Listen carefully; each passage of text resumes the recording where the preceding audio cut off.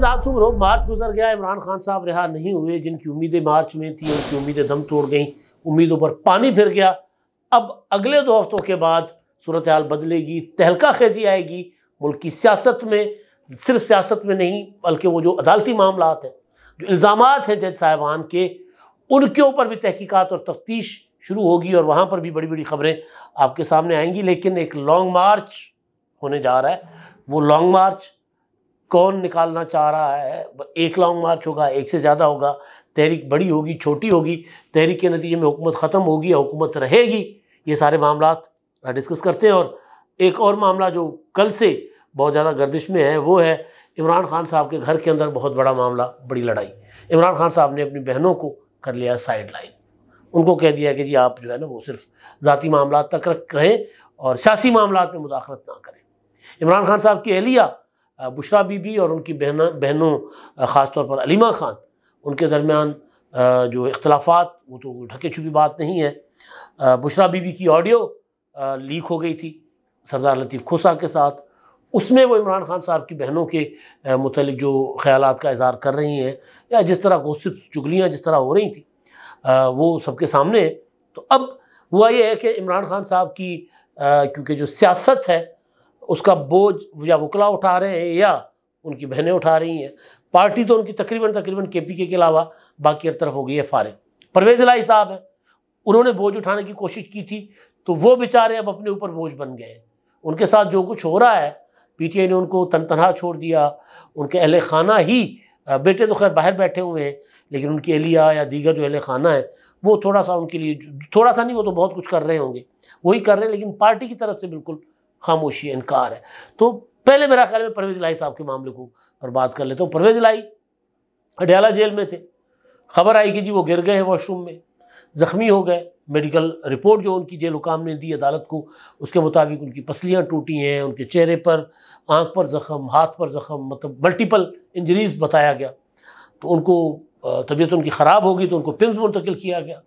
और फिर कल उनकी अहलिया की स्टेटमेंट आई कि जी उनको डॉक्टरों की वाज़ेह हिदायत के बावजूद उनको पिम्स से मुंतकिल कर लिया गया अडयाला, और उनको सांस लेने में तकलीफ़ है। 78 साल उनकी उम्र है और उनके साथ बड़ा जो है वो जुल्म और ज़्यादती हो रही है। तो उन्होंने कैसरा इलाही साहिबा ने ऐलान किया कि वो इस्लामाबाद हाई कोर्ट से रुजू करेंगे ताकि परवेज़ इलाही साहब को हस्पताल मुंतकिल किया जाए, अस्पताल में रखा जाए। तो परवेज़ इलाही साहब की तो ये सूरत हाल है। उन्होंने बहरहाल इमरान खान साहब का साथ निभाया था, बावजूद इसके कि उनके ऊपर शक्कों को शुबात थे। हम भी बात करते रहे कि परवेज़ इलाही साहब विकेट के दोनों तरफ खेल रहे हैं। एक वक्त था कि विकेट के दोनों तरफ खेल रहे थे। जब इमरान खान साहब रोज़ाना आर्मी चीफ उस वक्त के कमर जावेद बाजवा के ख़िलाफ़ इंटरव्यूज़ देते थे, बयानात देते थे, तो परवेज़ इलाही और उनके साहबजादे मोनिस इलाही जो है वो अपना पूरा का पूरा वज़न बाजवा साहब के पलड़े में डाल देते थे। इवन 9 मई के बाद भी उन्होंने अपना वज़न जो है फ़ौज के पलड़े में रखा। लेकिन बहरहाल अब फिर जब गिरफ़्तार हुए तो, और गिरफ़्तार भी जब किए गए परवेज़ इलाही साहब, उन्होंने जो कुछ इमरान खान साहब को एक सिनेरियो बताया था ना कि भाई अगर हुकूमत हम तोड़ देंगे अपनी कि पंजाब असेंबली और KPK की, तो उसके बाद हमारे पास जाए पनाह कोई नहीं होगी, उसके बाद हम सब जेलों में होंगे और ये जो पुलिस वाले हमें सलूट मारते हैं, प्रोटोकॉल हमें देते हैं, सिक्योरिटी हमें देते हैं, ये सब हमें जो है वो पकड़ कर चित्रोल कर रहे होंगे। तो बहरहाल परवेज़ इलाही साहब बेचारे बेयारो मददगार पड़े हुए हैं। बड़ी कोशिश की थी उन्होंने छुपने की, बल्कि कहा यह जा रहा है कि शुजात हुसैन साहब ने उनको पनाह दी हुई थी अपने कमरे में, और जब वो पता चला था तो फिर शुजात साहब को कहा गया था कि जी इनको हमारे हवाले करें। तो वो निकले घर से और फिर ज़ोर हाउस के सामने भागते हुए पकड़े गए थे परवेज़ इलाही साहब। तो इन दिनों परवेज़ इलाही साहब को पूछने वाला कोई नहीं है। जो लॉन्ग मार्च है उस पर मैं आता हूँ। लॉन्ग मार्च की कहानी जो है वो बड़ी क्या कहते हैं, संजीदा बात है, कहानी नहीं है। एक तो मौलाना फजल रहमान साहब की तहरीक है ना,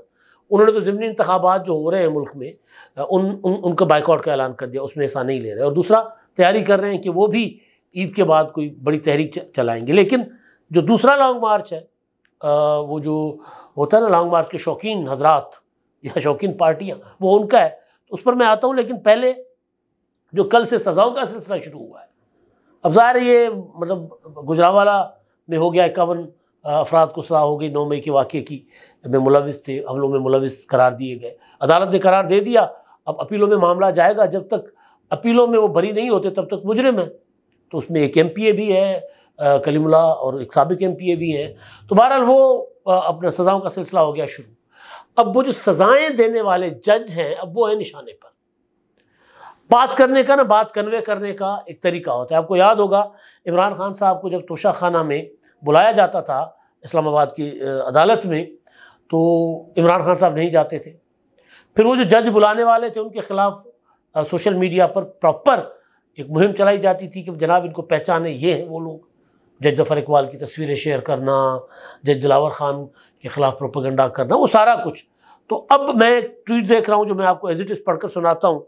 हमाद अज़हर साहब का जब कल सज़ाएँ हुई उनकी अपना 9 मई के मुल्ज़िमान को, तो उसके बाद एक सादा सा ट्वीट है लेकिन पैगाम बड़ा क्लियर है। वो लिखते हैं हमाद अज़हर साहब कि तहरीक इंसाफ अपने तमाम कारकुनान जिनको निताशा सिपरा की अदालत में नाहक सज़ा सुनाई गई, उनकी अपील का बंदोबस्त और ख़र्चा उठाएगी और उनके घर वालों का मुकम्मल ख्याल रखेगी। आज इस निज़ाम पर बिलावजह कौम थू थू नहीं कर रही। मुस्तरद चोरों को हुक्मरान बनाया गया और इंसाफ का जनाजा निकाला जा रहा है। अब ये जज का इस तरह नाम लिखना और ये इंडिकेट, ये होता है कि आप बता दें लोगों को कि किसने सज़ा दी है। क्योंकि जो PTI का तरीका रहा है, वतीरा रहा है, वो ये रहा है कि निज़ाम अदल हो, निज़ाम सियासत हो, फ़ौज हो, उनके ऊपर दबाव डालना, उनका नाम ले लेकर पुकारना, ताकि लोग जो हैं वो उनको PTI के चाहने वाले, PTI के हामी, इमरान खान साहब के ट्रोल्स, वो उनके पीछे पड़ जाए। तो इनका पुराना तरीका है। तो ये जो जज साहबा का नाम ट्वीट में लिखा गया ना कि फ़लाँ की अदालत में ये जो कुछ हुआ है लोग थू थू कर रहे हैं, इसका मतलब ये है कि लोगों को इंस्टिगेट करने की तरफ ये इशारा है। अच्छा, अब ये क्योंकि पता है PTI को कि दूसरे अदालतों में भी, यानी जो दूसरे शहरों में जो वाक़यात हुए हैं वहाँ की अदालतों से भी सज़ाएँ होनी है, तो लिहाजा अब एक और चीज़ कही जा रही है कि सारा कुछ जो है ये इसलिए किया जा रहा है ताकि हमारा जो लॉन्ग मार्च ईद के बाद होना है, उस लॉन्ग मार्च में लोग जो है ना शरीक हो। लोगों को डराया जा रहा है कि अगर आप निकलोगे तो फिर आपको सज़ाएँ होंगी, तो लोगों को डराने के लिए ये सारी सज़ाएँ। हालांकि अब ये लॉन्ग मार्च इमरान खान साहब अब करने जा रहे हैं ना, मतलब अब अभी उसका ऐलान नहीं हुआ। इमरान खान खुद तो जेल में है और उनके लिए कहा जा रहा था कि वो मार्च जो है वो में इमरान खान साहब रिहा हो जाएंगे। आज 31 मार्च है, अभी तक तो रिहा नहीं हुए। कल से 1 अप्रैल, और अप्रैल फूल कोई अगर हो जाए किसी के साथ तो और बात है कि कोई अप्रैल फूल मनाए और इमरान खान को आकर ले जाए, वो एक और बात है। लेकिन अभी तक दूर दूर तक इमरान खान की रिहाई का कोई इम्कान नहीं है। 9 मई के वाक़यात में इमरान खान को मास्टरमाइंड डिक्लेयर किया JITs ने, और 190 मिलियन पाउंड का मुकदमा तकरीबन तैयार पड़ा हुआ है।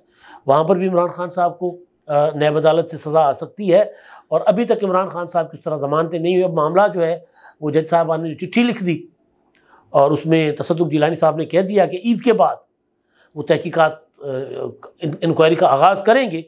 तो और 2 दिन आगाज़ के बाद 2 महीनों के अंदर अंदर वो उन्होंने 60 दिन के अंदर अंदर अपनी रिपोर्ट देनी है। 60 दिन के बाद तो वो जब वो मामला चल पड़ेगा तो फिर समझ नहीं आती कि वो मुकदमात जो समझा जा रहा है कि जिन मुकदमात की वजह से जजों ने कहा है कि हमारे ऊपर दबाव है, और वो मुकदमा ज़ाहिर है PTI के, इमरान खान के, तो वो मुकदमात का स्टेटस क्या होगा? वो चलेंगे, वो रोक दिए जाएंगे? ये भी एक सवाल है ना, क्योंकि अपीलें इमरान खान साहब की, तो ईद के बाद फिर वो अपीलें सुनी जाएंगी कि नहीं सुनी जाएंगी? क्योंकि जज साहबान कह रहे हैं कि हमारे ऊपर दबाव डाला जा रहा है। हुकूमत ने वफाकी काबीना में कहा कि जी कोई दबाव नहीं है, इल्ज़ाम नामुनासिब है, गलत इल्ज़ाम है, किसी किस्म का कोई दबाव नहीं है, हुकूमत ने कह दिया, अब इंक्वायरी होगी। तो वो स्टेटस क्या होगा? ईद के बाद ये पता चलेगा कि ये मुकदमा चलते हैं या फ्रीज हो जाएंगे। क्योंकि जो सज़ाएँ हो रही हैं ज़्यादातर इस्लामाबाद हाई कोर्ट की जुरिस्डिक्शन में हो रही हैं, और ख़त भी लिखा है इस्लामाबाद हाई कोर्ट के जज साहबान ने। तो होगा क्या? ये सबसे बड़ा सवाल है ना कि मामला किस तरफ जाएगा। अच्छा, अब ये तो जो भी होगा, लेकिन जो PTI अब तैयारी कर रही है, वो लोगों को अब तैयार कर रही है कि ईद के बाद एक लॉन्ग मार्च, ज़ाहिर है वो लॉन्ग मार्च पेशावर से होगा, KPK से होगा, और वो इस्लामाबाद की तरफ एक रथ लेकर, जो माजी का बबानी PTI ने किया था। 2016 में लॉकडाउन इस्लामाबाद की कॉल दी थी, उससे पहले 2014 में लाहौर से लॉन्ग मार्च लेकर गए थे 14 अगस्त को, और 126 दिन का धरना दिया।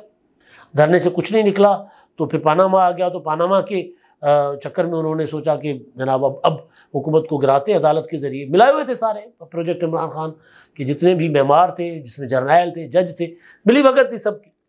तो बहरहाल तो उसके लिए जब वो पिटिशन लेकर गए थे अदालत में, तो पिटिशन ने अदालत ने इनकार कर दिया था रजिस्ट्रार ऑफिस ने। उन्होंने कहा कि फजूल पिटिशन है पानामा के ख़िलाफ़, हम इसका क्या करेंगे। और उसके बाद उन्होंने लॉकडाउन इस्लामाबाद की कॉल दी थी। तो लॉकडाउन के लिए जो जत्थाले करें अपना वो आ रहे थे परवेज़ खट्टक इस्लामाबाद की तरफ चढ़ाई करने, तो वो तो पूरा एक दिन लड़ाई रही पंजाब पुलिस और इस्लामाबाद पुलिस और KPK की पुलिस में। और जिसके बाद जस्टिस खोसा साहब ने कहा था कि जी ले आएँ, मैं सुनता हूँ आपकी पिटीशन। तो उसके बाद वो लॉकडाउन वाली कॉल वापस हो गई थी। इमरान खान साहब दंड बैठक निकाल रहे थे बनीगाला में। तो वही अब उसी तरह की तैयारी की जा रही है कि KPK से इमरान खान बेशक जेल में हो, लेकिन KPK से लीमिन गंडापुर की क़यादत में एक बड़ा लॉन्ग मार्च हो और वो इस्लामाबाद की तरफ आए मुकम्मल सहूलतकारी के साथ, और वो आकर इस्लामाबाद में कहीं धरना शरना दे दे ताकि दोबारा इंतखाबात या जो उनकी धांधली की तहकीकात या वो जो कह रहे हैं कि 180 सीटें हमारी हैं वो हम लेकर अपनी हुकूमत बनाएं। तो उसमें कितना एक वो लॉन्ग मार्च कामयाब हो सकता है। अभी तक इमरान खान का एक लॉन्ग मार्च भी कामयाब नहीं हुआ। 14 वाला मैंने बता दिया, उठना पड़ा। फिर उसके बाद 25 मई को जब 2022 में अप्रैल में उनकी हुकूमत ख़त्म हुई थी, तो 25 मई को एक लॉन्ग मार्च लेकर गए थे। और वो लॉन्ग मार्च इमरान खान साहब ने जहाँ तक जाना था वहाँ रास्ते से वापस आ गए थे और बड़े बड़े ऐलानात करके गए थे। और फिर उन्होंने वहाँ से फजर बल्कि अल सुबह खिताब करके कहा था कि जी मैं दोबारा कॉल दूंगा और ये करूँगा वो करूँगा। वो चले गए वापस। उसके बाद फिर वो जो 25 मई वाला लॉन्ग मार्च था वो दोबारा आना था इमरान खान साहब ने। तो फिर वो जब अरशद शरीफ का कत्ल हुआ कीनिया में, तो उसके बाद उन्होंने मौका गनीमत जान के ना इमरान खान ने कहा यार मौका है, चौका मारो। तो फिर अक्टूबर में 28 अक्टूबर को लॉन्ग मार्च का शुरू किया था लाहौर से, जो 3 नवंबर तक वज़ीराबाद पहुंचा था। लाहौर में घूमते रहे, लोग नहीं निकले थे। 12 वो वज़ीराबाद में ज़ख्मी हो गए, जो भी सूरत हाल बनी थी। फिर जब आर्मी चीफ का तकर्रुर था तो उससे 3 दिन पहले आर्मी चीफ का तकर्रुर रुकवाने के लिए खान साहब ने कहा मैं रावलपिंडी से इस्लामाबाद जा रहा हूँ। फिर वो रावलपिंडी वहीं पर रहे रावलपिंडी तक और ऐलान करके आ गए थे कि जी मैं अपनी KPK की और पंजाब की हुकूमतें तोड़ने जा रहा हूँ। तो ये मतलब कुछ हासिल नहीं किया था सिवाय अपने नुकसान के। अब तो खुद जेल में और बाहर लड़ाई इतनी है कि मतलब किसी पॉलिटिकल पार्टी में इतनी लड़ाई नहीं देखी कि कोर कमेटी में रोज़ाना एक दूसरे के ऊपर इल्ज़ामात लगा रहे होते हैं, एक दूसरे को पता नहीं मैं क्या वो अल्फाज इस्तेमाल करूँ, निकल बाहर मैं देख लूँगा, तो इस तरह की धमकियाँ भी एक दूसरे को दे रहे होते हैं। लेकिन सियासी लोग और कानूनी टीम इमरान खान साहब की अपनी जगह, लेकिन अब मामला इमरान खान की बहनों तक चला गया। जो परसों की कोर कमेटी है उसके मुतालिक जो चीज़ें बाहर आ रही वो बड़ी ख़तरनाक है। और जाहिर है वो फिर मामला जो है वो इतना सादा नहीं है कि कोई सियासी लोग कह रहे हैं कि जी आपकी बहन जो है वो सियासत में मुदाखलत कर रही है, सियासी मामलात में सोशल मीडिया की टीम को इंस्ट्रक्शंस दे रही है, ये करे वो करे। मामला मतलब ये है कि इमरान खान साहब की अहलिया भी जेल में, इमरान खान साहब की वो खैर बनीगाला में लेकिन है तो कैद में, वो भी जेल में। तो बड़ी जो तवाना आवाज़ है वो बन गई अलीमा खान। तो फिर अलीमा खान को बर्दाश्त नहीं कर रही बुशरा बीबी साहिबा। फिर उन्होंने कोर कमेटी में अपने, क्योंकि उनसे मुलाकातें तो लोगों की होती हैं, तो उन्होंने कोर कमेटी में आवाज़ उठवाई और इमरान खान को शिकायत पहुंचाई किसी अपने ज़ाहिर जो इनकी लॉबी के लोग हैं उनके ज़रिए। फिर उन्होंने इमरान खान साहब को जाकर कहा कि जी देखें ये मामला गड़बड़ हो रहे हैं, आपकी बहनें जो है वो सियासी मामला में मुदाखलत कर रही हैं, तो अलीमा खान को मना कर तो ये करें। फिर कोर कमेटी के इजलास में बैरिस्टर गौहर ने इमरान खान साहब का पैगाम पढ़कर सुनाया कि जी खान साहब ने कहा है कि जी बुशरा अपना अलीमा खान साहबा का पार्टी की सियासी मामला से कोई ताल्लुक़ नहीं होगा, लोग उनसे हिदायत ना लें। दायरे अब ये ख़ानदान के अंदर की लड़ाई है जो मैं गुजारिश करना चाह रहा हूँ। ये ख़ानदान में वो लतीफ़ खोसा की और बुशरा बीबी की जो ऑडियो आप सुन लेंगे ना तो आपको समझ आ जाएगी कि मामला कितना गड़बड़ है। तो बहरहाल अब तैयारी है ईद के बाद लॉन्ग मार्च की, होता है नहीं होता, माजी के लॉन्ग मार्चों का मैंने आपको बता दिया। और फिर ईद के बाद ही तसद्दुक़ हुसैन जिलानी साहब जिन्होंने जिम्मेदारी कबूल कर ली है इस्लामाबाद हाई कोर्ट के 6 जज साहिबान के इल्ज़ामात की तहकीकात के लिए हुकूमत कमीशन के लिए उनको नामज़द किया, तो वो कह रहे हैं कि ईद के बाद मैं अपना काम जो है वो शुरू कर दूंगा, इंक्वायरी शुरू कर दूंगा।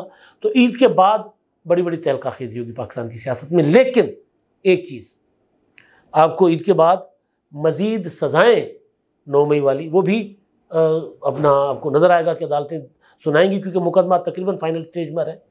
और फिर लॉन्ग मार्च वगैरह की तैयारियां जल्द से, मौलाना फजल रहमान साहब भी तहरीक चलाएंगे, सब कुछ होगा।